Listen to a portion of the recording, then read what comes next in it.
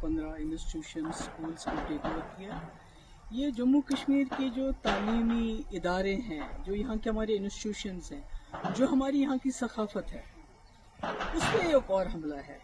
मैं इसलिए सकाफत और जम्मू कश्मीर के तशख्खुस के साथ इसको जोड़ रही हूँ क्योंकि बहुत कम ऐसे स्कूल हैं FAT की तरह जो स्कूलों में इखलाकी इस्लामी तालीम के साथ जो रेगुलर एजुकेशन भी देते हैं। मतलब कोई आप जिस स्कूल का नाम नहीं ले सकते हैं जहाँ पर ये बैलेंस मेंटेन होता हो। और इन स्कूलों में से बहुत ही नामवर शख्सियत उभरी हैं और इसके साथ हज़ारों के तादाद में, मेरे ख्याल में कोई 50-60 हज़ार तो स्टूडेंट्स हैं, टीचर्स हैं, फैमिलीज़ हैं जो जुड़ी हुई हैं। तो इस तरह से इसको इसको टेक ओवर करना, पहले तो जमात इस्लामी के तमाम एसेट्स को टेक ओवर किया गया, उन पर बैन लगाई गई। पर तभी उम्मीद थी कि यहाँ एक चुनी हुई सरकार आएगी, इलेक्शन होंगे, तो शायद ये जो हम पे ताबड़तोड़ हमले हो रहे हैं हमारे तशख्खुस पे, हमारे हर इदारे पे, तो कहीं ना कहीं उसको वो रोकने में कामयाब हो जाएंगे। और शायद यही वजह है कि लोगों ने नेशनल कॉन्फ्रेंस को तकरीबन 50 सीटें दी। पार्लियामेंट में 3 मेंबर पार्लियामेंट दिए लद्दाख को लेके।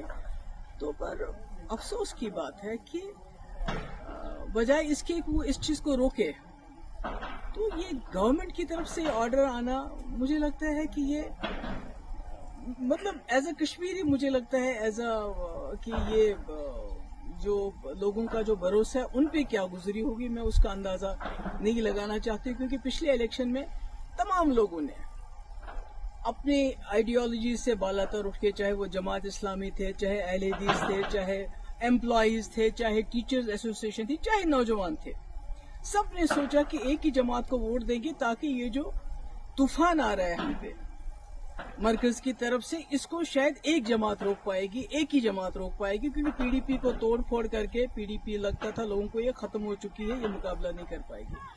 तो ऐसे में ये होना, और अभी आपने देखा कुछ देर पहले जो हमारी उर्दू जबान है सरकारी दफातर में से उसको तकरीबन खारिज किया जा रहा है। हमारी किताबों, हमारे जो सिलेबस है, जो करिकुलम है, उसमें जो है हमारे शेखुल आलम रहमतुल्लाह अलैह हैं, या हमारे अल्लामा इकबाल साहब हैं, या इसी तरह जो हमारे आगा शाहिद साहब हैं, उनको बिल्कुल उससे अलग किया जा रहा है। तो सरकार जो है खामोश है। और इस बार तो सरकार हिस्सा बन गई। आपको याद होगा 2016 और 17 में जब यहाँ बहुत हालात खराब हुए, पथराव रोके ना रुके, दिल्ली से इतनी बड़ी टीम आ गई, बड़े बड़े मिनिस्टर्स की, बड़े बड़े पॉलिटिशियंस की, और हुर्रियत के दरवाजों पे गई कि आप दरवाजा खोलिए, हमसे बात कीजिए, दरवाजे बंद कर दिए। यानी इतने हालात खराब थे। उस वक्त मेरे ऊपर बहुत प्रेशर आया था कि आप जमात इस्लामी के ऊपर क्रैक डाउन कर लीजिए, बैन कर लीजिए, इनको PSA लगा लीजिए, इनके एसेट सीज कर, जो अब हो रहा है, जो इस वक्त की सरकार इस वक्त कर रही है। मगर मैंने सोचा कि अगर मैं अपने ही लोगों पे बिला वजह इस किस्म की कार्रवाई, या तो कोई सबूत हो कि भाई इस वक्त ये कुछ ऐसा कर रहे हैं तो आप कोई एक्शन लोगे, मगर सिर्फ इनकी आइडियोलॉजी की वजह से किसी ने जाके दिल्ली में चुगली खाई थी कि भाई वहाँ जो भी कुछ कर रहे हैं वो जमात इस्लामी के लोग कर रहे हैं, जो पथराव हो रहा है, जो मुल्क के मुखालिफ जो मुहिम चल रही है, वो सब जमात इस्लामी। तो मैंने उस वक्त स्टैंड लिया, जैसे मैंने कठुआ में स्टैंड लिया।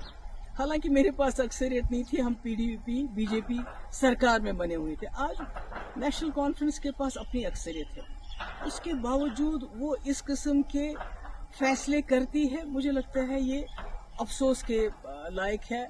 और इसके बारे में क्या कहूँगी, वैसे तो लोग कहते हैं कि कहीं ना कहीं नेशनल कॉन्फ्रेंस और जमात इस्लामी का पुराने वक्त से चल रहा है कि जब शेख साहब मरहूम 77 में आ गए, उसके बाद जमात इस्लामी वालों के साथ क्या किया गया, किस तरह इनके घर चलाए गए, क्या क्या हमारी मुकद्दस किताबें भी नजर आतश की गई, उसके बाद 87 के बाद क्या किया गया, जो फलायम ट्रस्ट के टीचर है उनको कैसे पब्लिक सेफ्टी एक्ट लगाया गया।